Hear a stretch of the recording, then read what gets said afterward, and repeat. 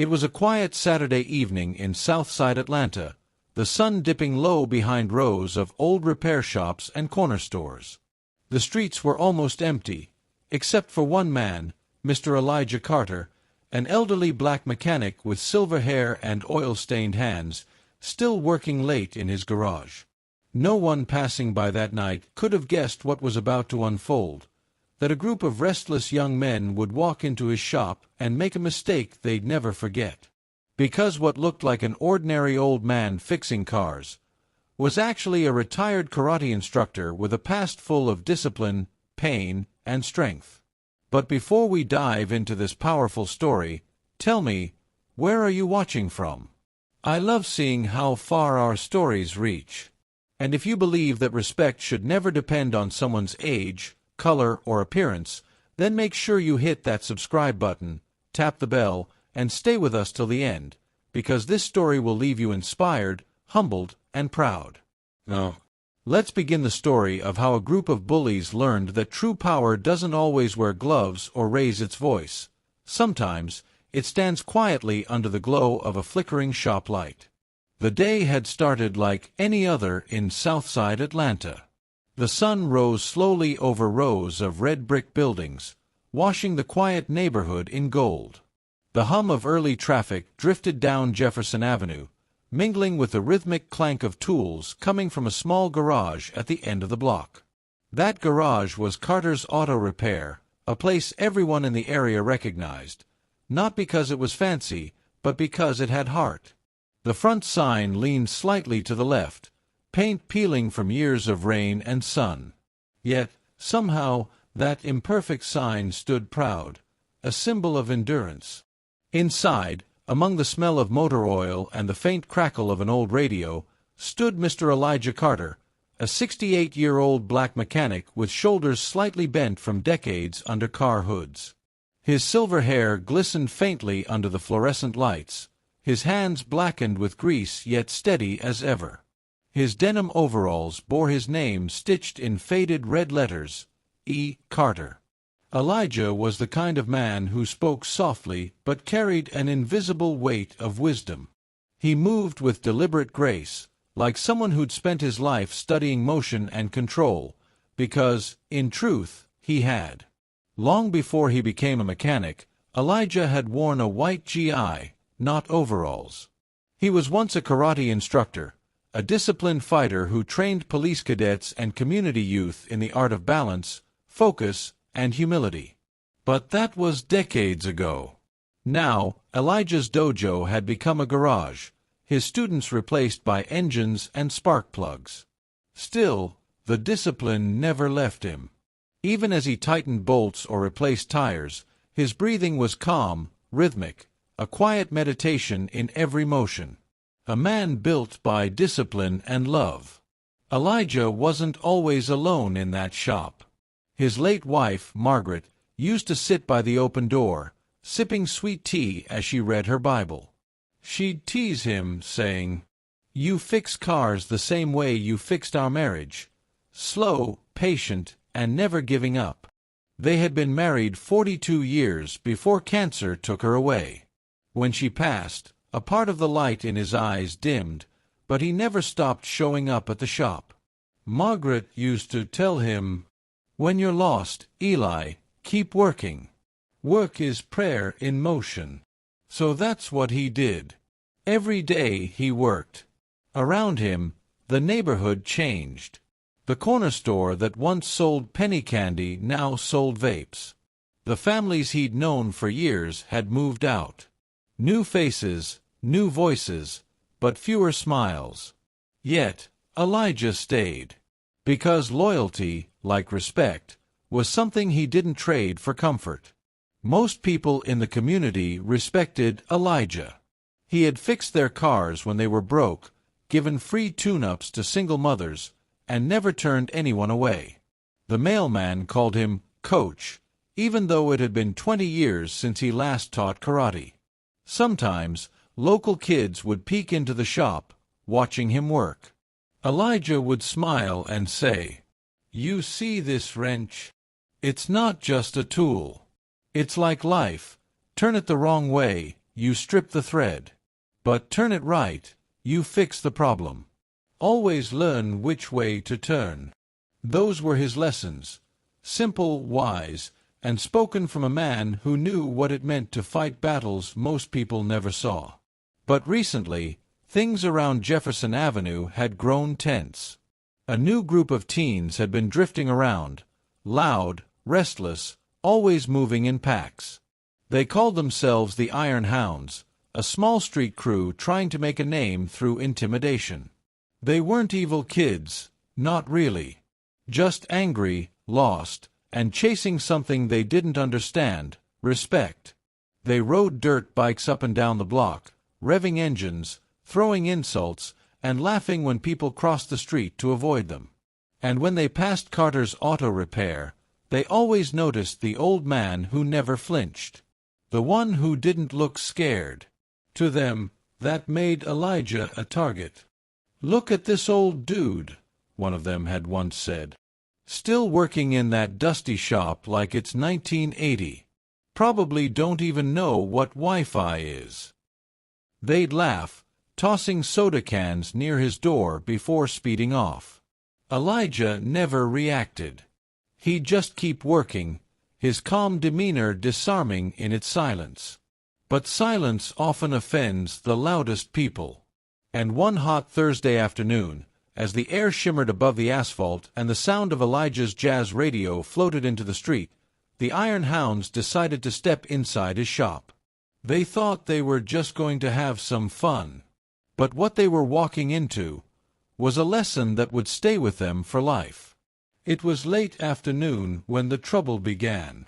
The heat in Southside Atlanta pressed down like a heavy blanket, making the air shimmer above the cracked pavement.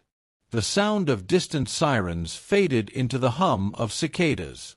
Inside Carter's auto repair, the rhythm of work carried on, slow, steady, deliberate. Elijah Carter stood over the open hood of an old Ford pickup, wiping sweat from his brow with a rag. The radio played soft jazz, and the smell of motor oil mixed with the faint scent of pine from a hanging air freshener. Everything about the moment felt calm, too calm, perhaps. Outside, the sudden roar of dirt bike engines broke the peace. 4 young men came speeding down Jefferson Avenue, the Iron Hounds. They wore ripped jeans, flashy sneakers, and bandanas tied around their necks. Their leader, Trey, rode in front, tall, lean, and sharp-eyed, with a gold chain bouncing against his chest. Behind him were Marcus, Dee, and Lance, laughing loudly as they popped wheelies and revved their engines just to hear the echo.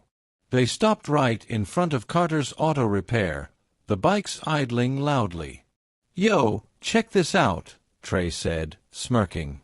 "Old man still in there playin' with them wrenches." Marcus grinned.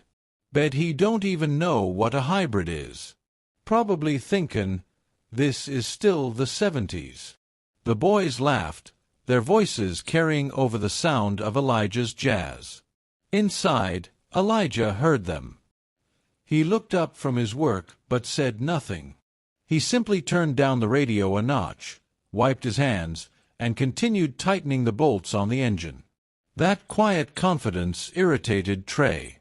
He walked into the garage, swaggering like he owned the place. His sneakers left dusty footprints on the clean concrete floor Elijah had swept that morning. "Hey, old man," Trey called out. "You fix bikes too, or just old junkers?" Elijah glanced up, his tone calm. "If it's got an engine, I can fix it. But if you're here for jokes, son, I don't do comedy." The other boys snickered. Marcus elbowed Dee, whispering, "He talkin' slick, huh?" Trey stepped closer, his voice dropping low.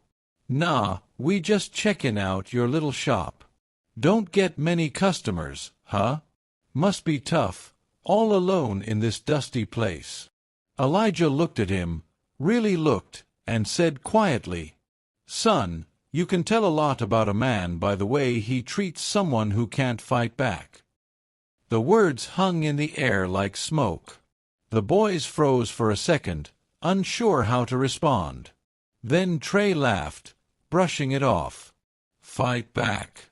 "Man, who said we was fightin'? You trippin', old man." He reached for a wrench lying on the counter, spinning it in his hand. "Kinda heavy, huh? You sure you still got the strength for this?" Elijah calmly walked over, took the wrench back from him, and set it down.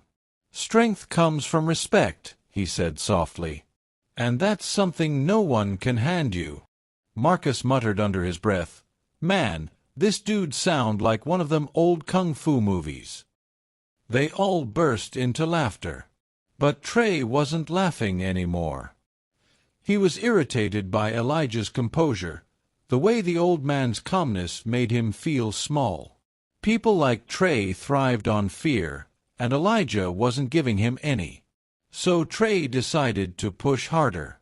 "Tell you what, old man," he said, stepping closer. "Why don't you show us some of that strength you talkin' about? Bet you can't even lift this tire." He shoved one of the spare tires on the ground, rolling it toward Elijah. The others laughed, waiting for a reaction. But Elijah didn't move. He simply stared at the tire, then at Trey, with eyes that carried decades of discipline. "When I was your age," he said slowly, "I used to think respect was something you demanded. Then I learned, real men earn it." For a brief moment, Trey's confidence cracked. Something about the old man's tone, calm, firm, but not afraid, felt like a mirror reflecting his own insecurities. But Trey couldn't show weakness in front of his crew. "Man, forget this," Trey said sharply, knocking over a can of oil with his boot. The thick black liquid spilled across the floor. "Your place looked better with some shine, old-timer." The boys laughed again. Elijah took a deep breath. He didn't yell. He didn't curse. He simply grabbed a mop from the corner and began cleaning the spill. "You boys have a good day now," he said quietly, "before you end up learnin' a lesson you didn't sign up for." Trey froze mid-laugh. "What'd you say?" Elijah looked up, eyes sharp but calm. "I said, go home. Before you get hurt." The garage went silent. Even the radio seemed to hush. Trey's ego burned. He clenched his jaw. "You threatening me, old man?" Elijah straightened his back, setting the mop aside. His posture shifted, subtle but unmistakable. Shoulders squared, feet apart. The air around him changed, suddenly heavier. "No," Elijah said. "I don't threaten. I warn." Marcus whispered, "Yo, Trey, maybe we should just—" But Trey cut him off with a sharp wave. "Nah. He wanna act tough. Let's see if he can back it up." He took a step forward. Then another. Elijah didn't move. He simply adjusted his stance, one hand resting near his waist, the other loose by his side. Anyone who'd ever trained would recognize it instantly. Trey didn't. He just saw an old man standing still. "You about to regret this," Trey said. Elijah's voice dropped low, calm as ever. "Son, I faced worse than you before you were even born."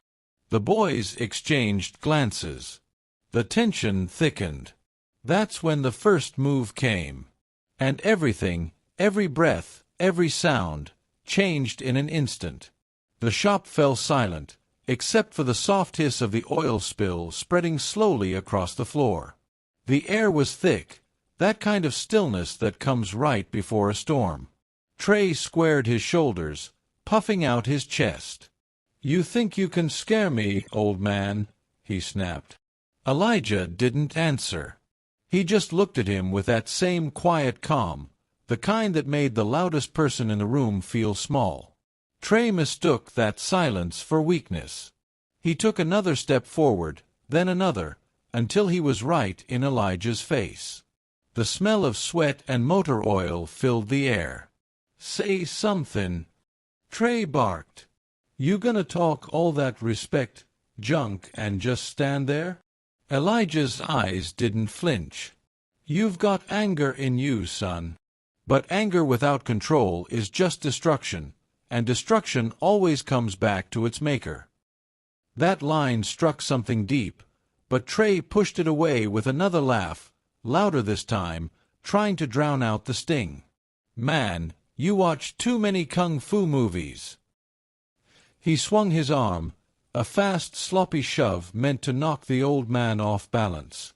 But before anyone could blink, Elijah moved.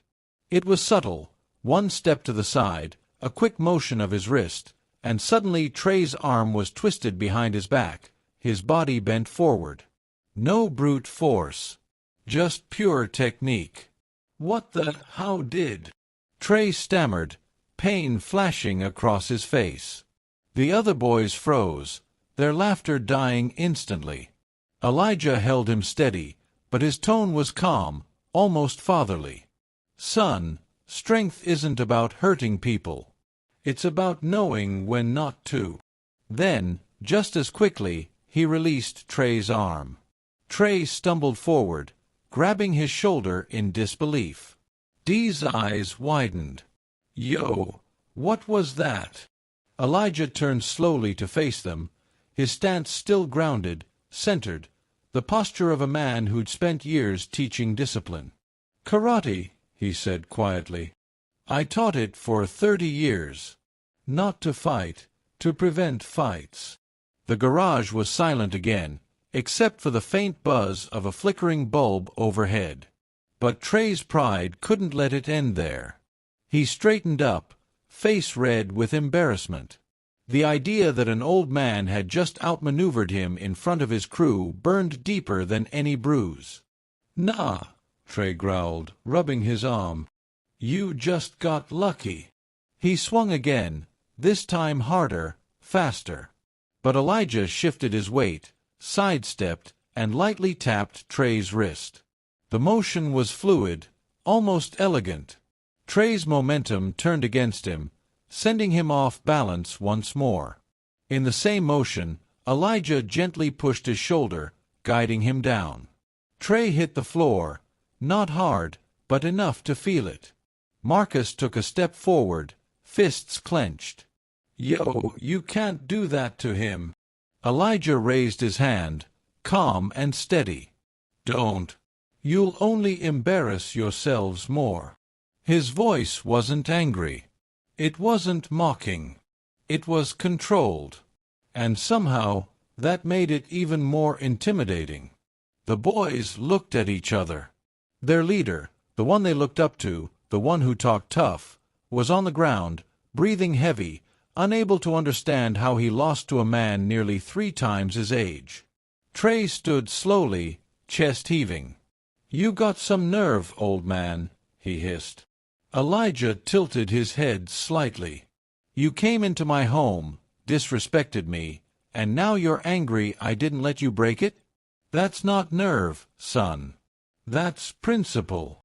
The weight of his words hung heavy. Elijah turned away, picked up a rag, and began cleaning his hands, as if nothing had happened. His composure made the moment even more surreal. You see, he said, voice steady, I trained in karate for most of my life. But I learned something more important than fighting. I learned balance. You think violence makes you powerful. It doesn't.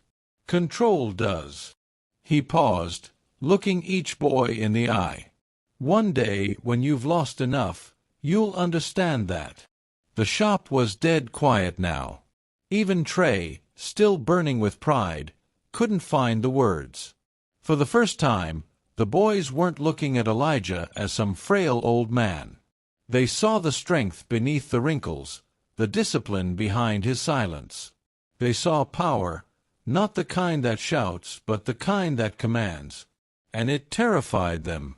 Marcus finally spoke, voice low. Come on, Trey. Let's go.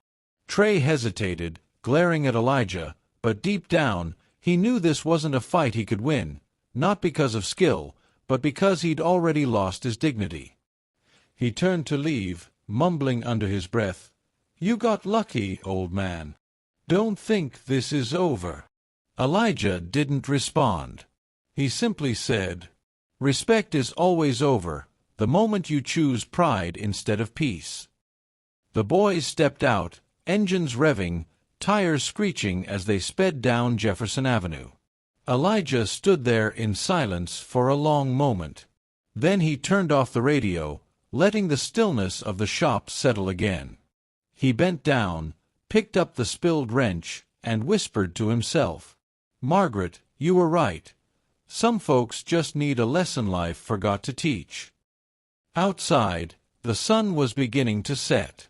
The glow of the evening sun reflected off his silver hair, and for a moment the old garage looked golden, like a temple where strength and wisdom quietly lived side by side. But Elijah knew this wasn't over, because lessons like these have a way of echoing back, and sometimes the same ones who bring trouble come back seeking guidance. And that moment was closer than he thought. 3 days passed. Jefferson Avenue had returned to its usual rhythm, the sound of distant car horns, gospel music from passing radios, and the metallic hum of tools echoing from Carter's auto repair. Elijah Carter was back to work, same as always. He never spoke of what happened that day. He didn't tell his neighbors, didn't boast, didn't brag. To him, the encounter was just another reminder that the world still had lessons to teach, and he was still a student, too. But the neighborhood had noticed. A few shop owners whispered about it. Someone had seen the iron hounds leaving Carter's shop that afternoon, looking pale, shaken, and silent, a rare sight for a group known for chaos. The rumor spread. "The old man ain't ordinary. Don't mess with him." Still, Elijah carried on quietly, just as he always had. He was finishing a brake job when he heard footsteps outside. Not the light, cautious steps of a customer. These were heavier, slower, familiar.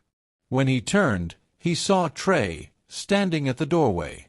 The young man wasn't wearing his gold chain this time.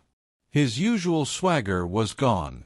He looked smaller, weighed down by something heavier than pride, guilt. Behind him stood Marcus, D., and Lance, their heads lowered. Elijah set down his wrench, wiped his hands on a rag, and said calmly, "You boys here to finish what you started?" Trey shook his head quickly. "No, sir. We came to apologize." For a moment, silence filled the room, broken only by the ticking of the wall clock. Elijah's gaze softened, but he said nothing. He waited. Trey took a deep breath. "What we did was wrong. We thought you were just some old dude we could clown. But after what you did—" He hesitated, glancing down at his shoes. "Man, I went home that night and couldn't stop thinkin'. My little brother, he look up to me. If he saw me doin' what I did, he'd think disrespect was strength. And that ain't right." Elijah nodded slowly. "Takes more courage to admit wrong than to throw a punch." Marcus stepped forward next. "Sir, we didn't know you were, a karate instructor." Elijah smiled faintly. "That's not the important part, son." He walked closer, his voice low but steady. "What matters is, you don't need a black belt to defend your dignity. And you don't need to fight to prove you're a man. Strength isn't what you can do to people. It's what you can stop yourself from doing." The boys listened silently, hanging on every word. Trey finally asked, "You really used to teach that stuff? Like, the real thing?"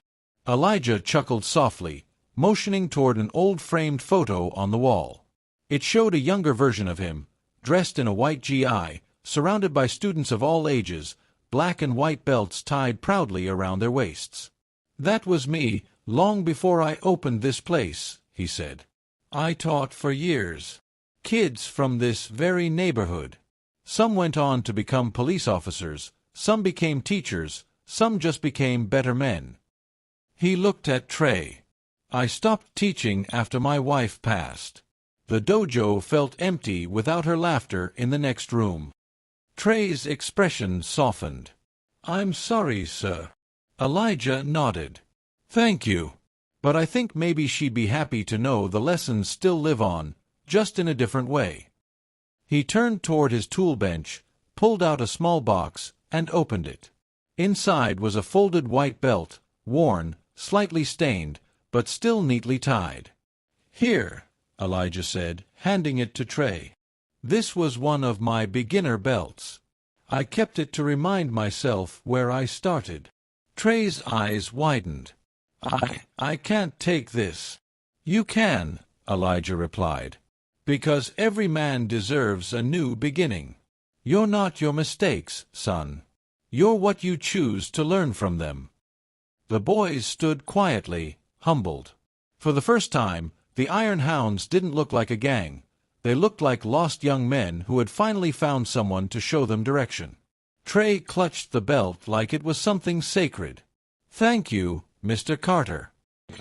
I want to learn. Not just karate, I want to learn how to be better. Elijah smiled. Then you already took the first step. He looked at the others. You boys help each other out. Stay busy.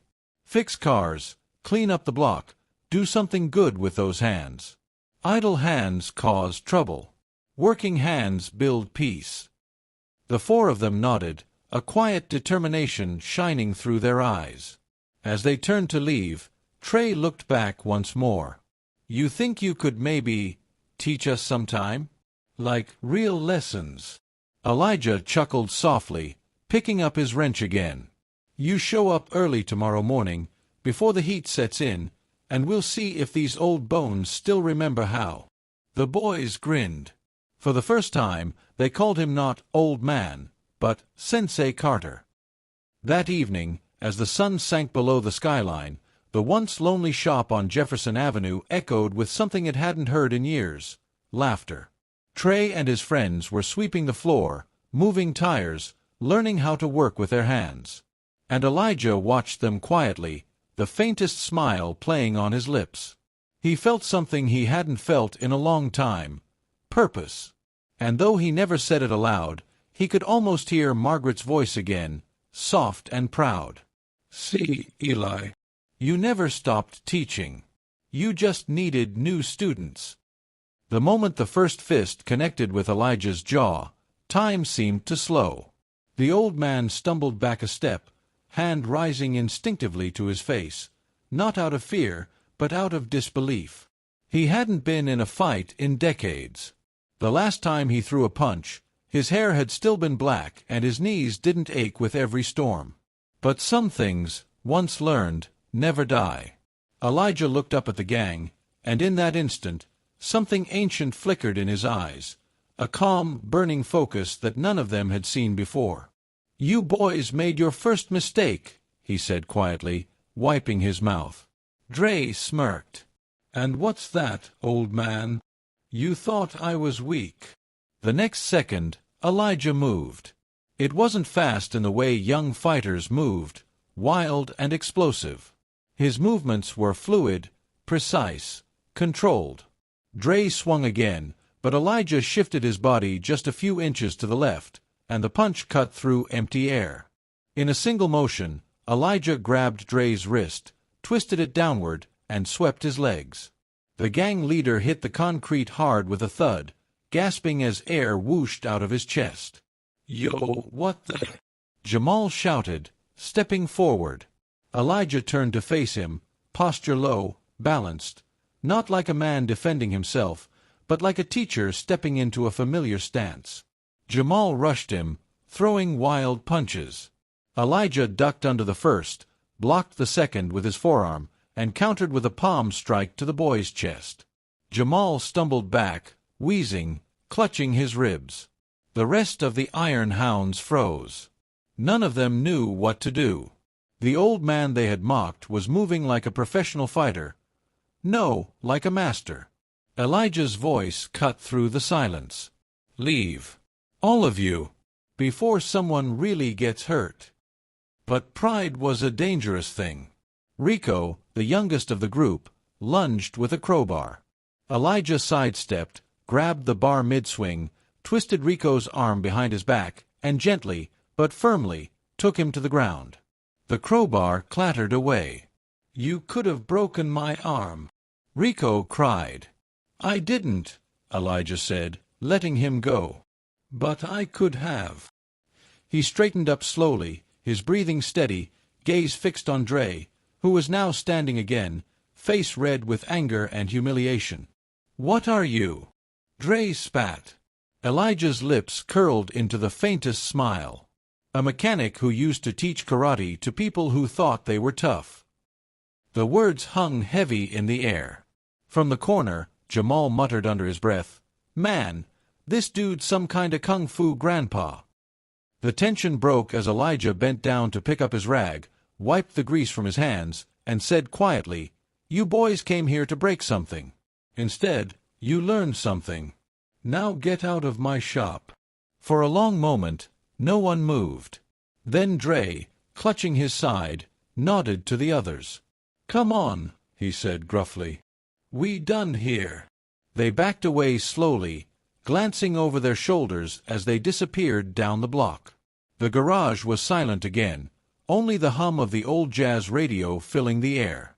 Elijah sighed, looked at the dented toolbox, and whispered, "Margaret, you always said one day these hands would remember." He sat down, knees trembling from the adrenaline, and for the first time in years, he allowed himself a small, proud smile. He wasn't just an old mechanic. He was still the man he once was, disciplined, sharp, unbreakable. The next morning, the neighborhood buzzed with whispers. Someone had seen the iron hounds limping away from Carter's auto repair late at night, nursing bruises and egos.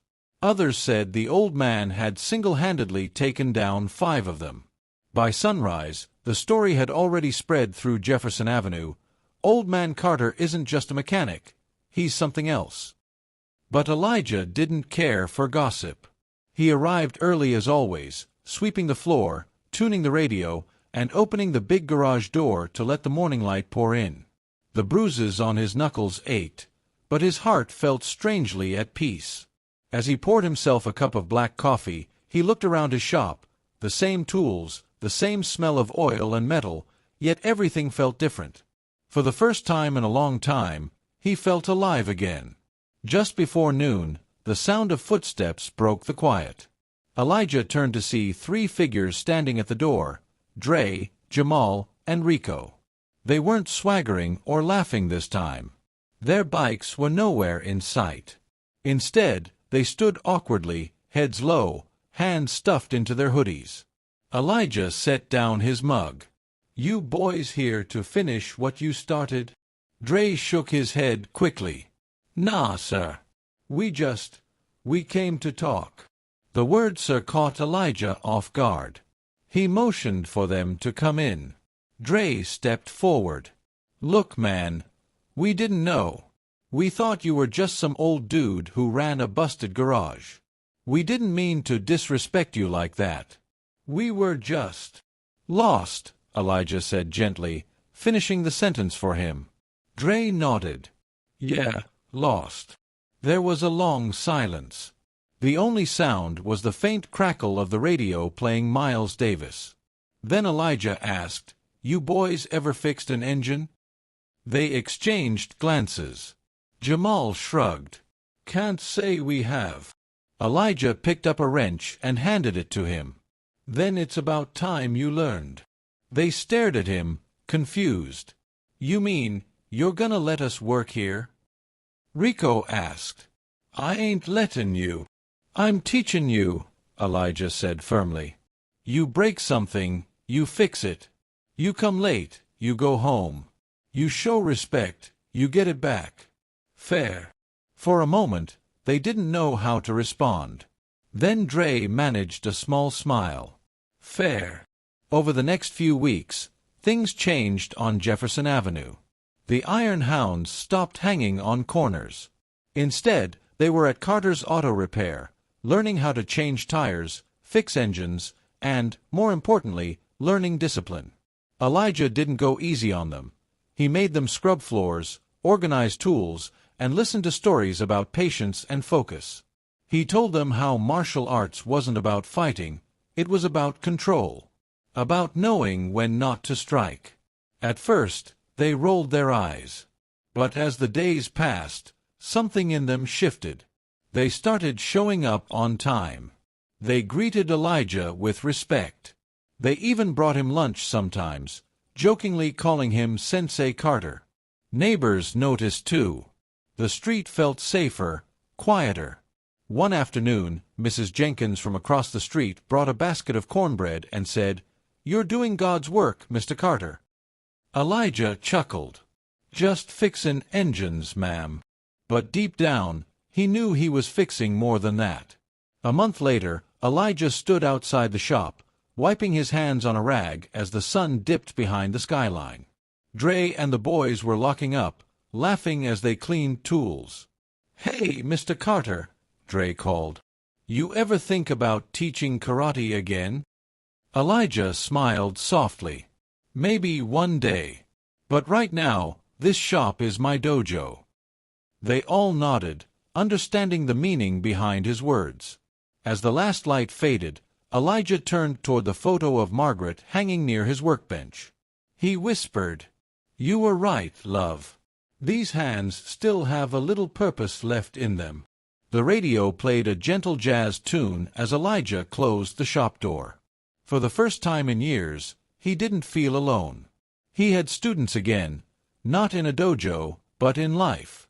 And the man the world had dismissed as just an old mechanic had become something greater, a teacher, a guardian, and a reminder that true strength never grows old. It only grows quieter. In a world where too many mistake age for weakness, Elijah Carter proved that strength isn't measured by muscle. It's measured by heart, by wisdom, and by the courage to rise when tested. Sometimes the greatest warriors don't wear uniforms. They wear grease-stained overalls, carry wrenches instead of weapons, and teach lessons that can't be found in any book. If this story inspired you, drop your thoughts in the comments. Tell us where you're watching from, and don't forget to hit that like button, subscribe, and share this story to remind someone that true power never fades, it only matures. This is more than just a story. It's a reminder. Never underestimate the quiet ones.